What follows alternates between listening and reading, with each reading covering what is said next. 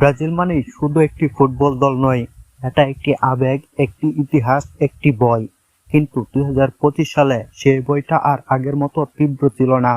Selecao মাঠে নেমেছে, লড়েছে, জিতেছে, আবার হেরেছেও, যেন পুরনো রাজাদের মতো, যারা এখনো শক্তিশালী, কিন্তু মুকুটটা আবার পরার আগে নিজেকে নতুন করে চিনে নিতে চাইছে।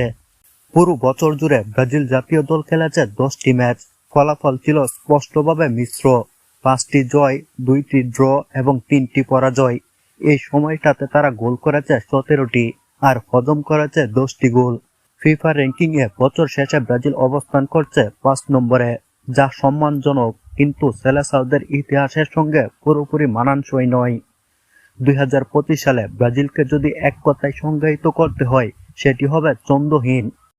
2025 সালে ব্রাজিল ফ্রেন্ডলি ম্যাচ খেলেছে 4টি, যেখানে জয় এসেছে 2টিতে, 1টি ড্র এবং 1টি হার। অন্যদিকে বিশ্বকাপ বাছাই পর্বের ম্যাচ খেলেছে 6টি, যেখানে 3টিতে জয় পেয়েছে, 1টি ড্র এবং 2টি পরাজয়।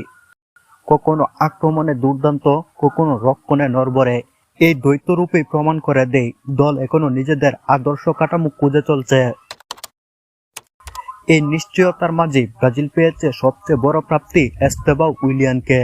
মাত্র 7 ম্যাচে 5 গোল করে তিনি হয়েছেন দলের সর্বোচ্চ গোলদাতা। তার খেলায় নেই অতিরিক্ত বই, নেই দ্বিধা, আছে শুধু এগিয়ে যাওয়ার সাহস। এই তরুণ ফরোয়ার্ড যেন বলেই দিচ্ছেন, নতুন প্রজন্ম প্রস্তুত, এখন শুধু সঠিক পথ নির্দেশ দরকার। আগামী মার্চের শেষ দিকে ব্রাজিলের সামনে অপেক্ষা করছে 2টি কঠিন প্রীতি ম্যাচ, প্রতিপক্ষ ফ্রান্স এবং ক্রোয়েশিয়া। এই ম্যাচগুলো শুধু স্কোর লাইনের লড়াই নয়, বরং এগুলো হবে চরিত্রের পরীক্ষা। এখানেই বোঝা যাবে চাপের মুখে এই দল কতটা স্থির থাকতে পারে, আর বড় মঞ্চের জন্য তারা কতটা প্রস্তুত। সব আশা এখন এসে ঠেকেছে একজন মানুষের হাতে। তিনি হলেন কার্লো আনচেলত্তি। তার অভিজ্ঞতা, শান্ত নেতৃত্ব আর বড় ম্যাচের মানসিকতা যদি ব্রাজিলের প্রতিভার সঙ্গে ঠিকভাবে মিশে যায়, তাহলে 2026 শুধু স্বপ্ন থাকবে না, হয়ে উঠবে বাস্তব লক্ষ্য।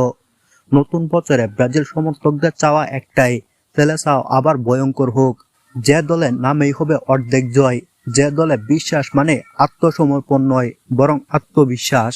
2025 ছিল প্রস্তুতির বছর, 2026 হতে পারে ইতিহাস লেখার বছর।